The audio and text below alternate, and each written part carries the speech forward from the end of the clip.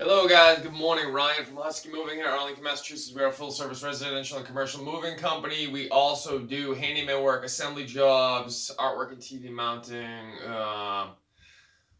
bunch of random stuff around the house. I think I said assembly. We do disposal. What have I been doing recently? I'm actually texting right before I started this with a woman who has me doing more disposal. I was breaking down her cycling studio. She had to go out of business due to COVID, unfortunately, so I've been helping her break down her cycling studio. She wants to tear down some giant pieces of plywood and get them into the trash and blah, blah, blah. Stuff like that. We do some light plumbing. That was another job I got hit up from this morning. Someone wants to install a toilet and a vanity in a bathroom. There's another job we're working on. About to go into the city in Boston to set up first night for a event planning company that I've been working with for coming up on, it's going to be over a decade now. First night in Boston, we'll be doing, setting up,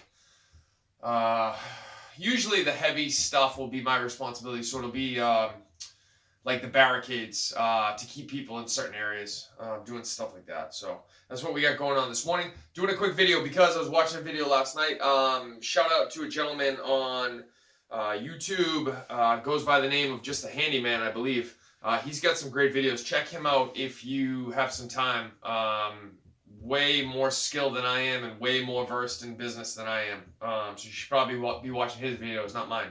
He brought up a good point about something I wanted to make a quick video about. It's something I think about all the time, but it's not, I don't think about it the same way that we have the same end result, but I don't think about it the same way that he thinks about it. And the way that he thinks about it, I think, is a little bit probably better long-term than the way I think about it. Although, like I said, the end goal is the same.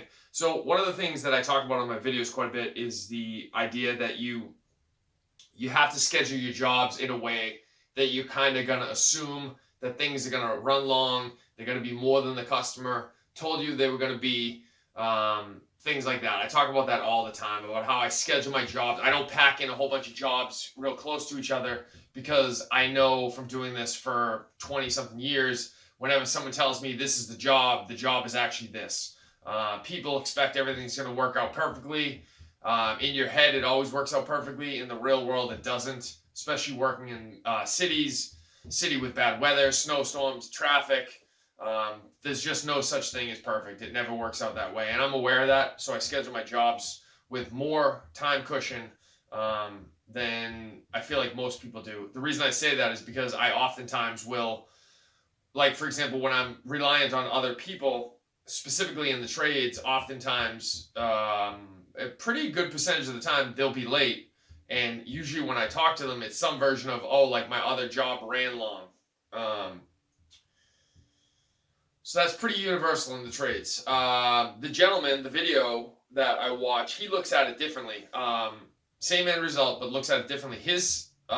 What he's trying to accomplish is he doesn't ever want the customer to feel like he's running out the door on them. He wants them to feel like they're paying for his time, and he wants them to feel as if they're fully engaged. And if they ask him to do something else while he's there, he is 100% fully committed, looking them in the eye.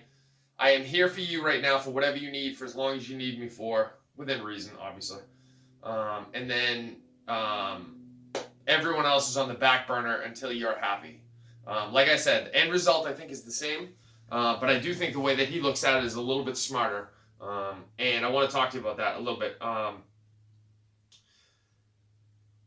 Pretty universal that customers are going to undersell what they're going to want done. Usually what winds up happening, in my experience, is if they see someone come in who they realize very quickly is competent at their job, can do things efficiently, usually what happens is they tell you they want you to do X, Y, and Z, and then at the end of X, Y, and Z, they also ask if you could also do A, B, and C, which is great.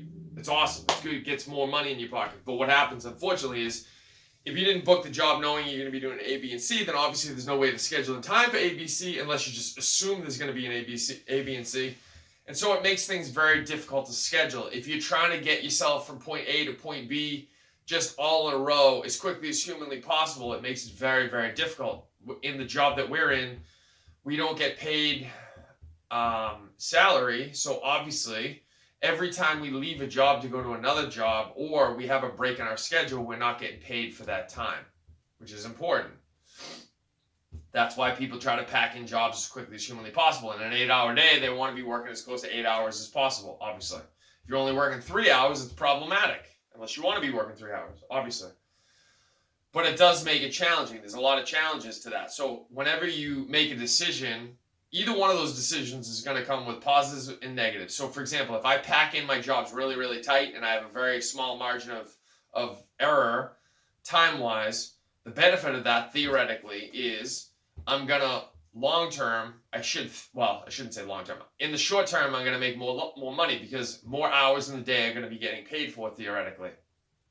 I can go from job to job and put in more jobs in a smaller amount of time.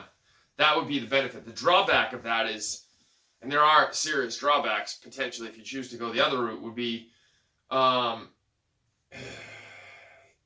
if someone wants something done and you say, no, I can't do it because you didn't tell me about it ahead of time and I don't have the time to do it today, I got to get to my other job.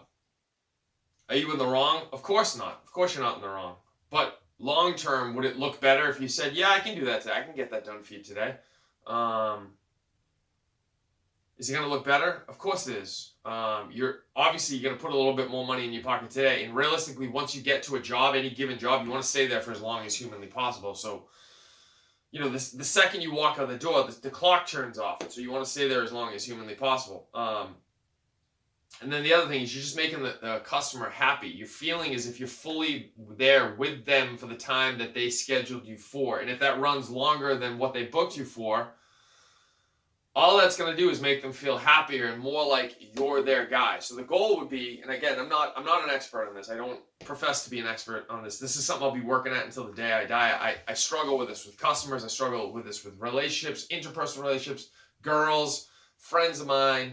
It's not always that easy, but just this idea of being like present in the moment with that person is what the other guy on YouTube that I was watching, that was his point, is like being present in that moment with the customer and not having your mind elsewhere, not having your mind like, oh, I got to get across the city, I got to be there an hour, I got to find parking, how am I going to find parking, I got to get all my tools upstairs, and your mind is like somewhere else while you're talking to this person. He was talking about the idea of being like perfectly present with this customer in front of them, and if they need more stuff to be done, you just being like, yeah, I can do that for you, I'll get it done for you today, no problem.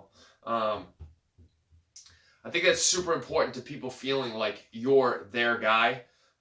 In our trade, whether it's moving, assembly, handyman, whatever, once someone designates you as their guy, I'm not going to say it's hard to lose. I don't think I have enough experience to say that it's hard to lose. I will tell you from the limited amount of experience I have doing it, which is like two something years. Once you're designated as someone's guy, if you've displayed the competence, the showing up on time, the coming in with a good attitude, good personality, the working through the problems, the ability to not quit. Once you've developed these things, if you have these things in place to become their guy in the first place, you would really have to try pretty hard to lose that position in their mind, given that you already have all those tools in your bag that you've displayed to them. They have confidence in you and they want to keep you as their guy, and it would be really hard for you to mess it up. The reason why I mention that is because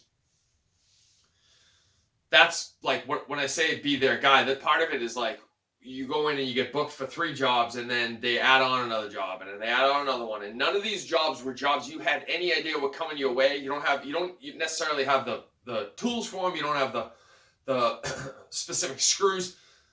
You didn't know any of the stuff was coming down the pipeline, but you took it, brought it in, said, okay, I can do it, did it, and then it was the next question was like, okay, what else can I do for you? And what it's doing to the customer is like, I'm here for you. What problems do you need me to solve in this moment? So you're very clear, you're with them, your job is to make their life easier and problem solve in this moment, and your mind and your body isn't somewhere else with someone else. And that, I think, was what the guy was getting at. That idea, like we both had the same idea of like giving the customer all the time that they want, I do think his way of looking at it as being like hyper present with that person is a little bit better than the way I was looking at it. I was basically looking at it just from like a how do I say this? I'm gonna say like a self-serving way, in that like I didn't want to get screwed, meaning I have one job and I didn't want to get screwed on the next job, meaning like I had to like struggle to get to the next job on time. They weren't going to be happy and that was going to reflect poorly on me. None of what I was discussing had much to do with the customer and being present with the customer, but I do think his idea of like, you and me right now, what do you need done, is super important. So if you can think about it that way when you schedule in your jobs, with the idea that you know that you're going to be giving up something short term, but the goal is you're giving up something short term to gain something much greater long term, which is the way we should all be thinking anyway. I don't want you to be thinking about today. I don't want you to think about tomorrow, Thursday, Friday. I want you to be thinking about 5 years down the line, 10 years from the line. Who do I want to be? What is my business? What do I want my business to look like? Do I want to be getting consistent customers? Do I want to be able to shut down my phone and not take new customers because I have so many repeat customers that I've gotten over the years? And every one of those repeat customers, I'm their guy. That's the goal. Ryan or whoever you are is their guy. All right, guys, if you found any value in this, please like and subscribe. And as always, if you need to get a hold of me, info@huskymoving is the email address, and let me try that again. Info@huskymoving is the email address, and huskymoving.com is the website. Thank you, guys.